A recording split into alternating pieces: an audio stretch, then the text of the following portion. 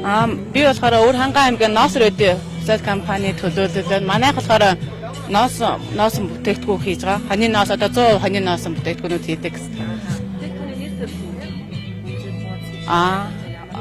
Хүнжил гудас мишок тэгээд нэг аяны гудас гэж бас хийж байгаа. Тэгээд эсхий гудас тэгээд жилетэг оролт тийм бүтээгдэхүүнүүд хийдэг. Манайх үйл ажиллагаа явуулаад төчнөөн жил болж байгаа аймагтаа бас ганц гэдэг юм онцлогтой байх шүү. Тий.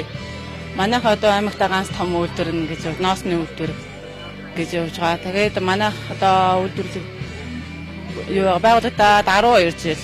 Яг ингээд бүтээгдэхүүн хийгээд одоо эзлийн үйлдвэр нэгдээд 10 дахь жил дээр явж байгаа. Ямар ч байсан өөр хангаадаа нэлээ ингээд танигдсан тийм үйлдвэр байгаа. Одоо улстай хангаан бүстэй танигдахад одоо юу чухал байна? Одоо хөрш аймагуудаа гэдэг юм уу? Өөрсдөө бүтээгдэхүүн түгээхэд ямар асуудал болов? За одоо тэгээд биднийг дэмжиж одоо төрн биднэрээ дэмжиж иргэдэн бас биднийгээ дэмжиж ингээд худалдан аваад сайн хийгээд яг бид нар одоо цэвэр хоньноос 100% хоньноос бүтээгдэхүүнүүд хийж байгаа.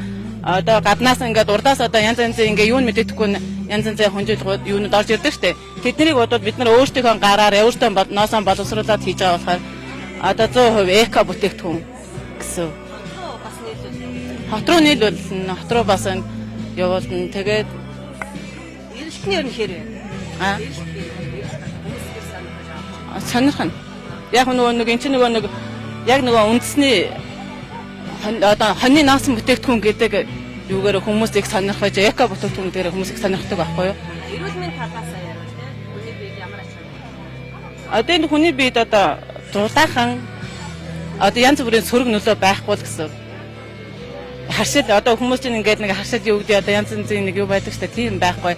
Яг нэг хоньны ноос ингээд угаагаад самнаад боловсруулсан тийм бүтээгдэхүүн болохоор ер нь танилцуулж байгаа.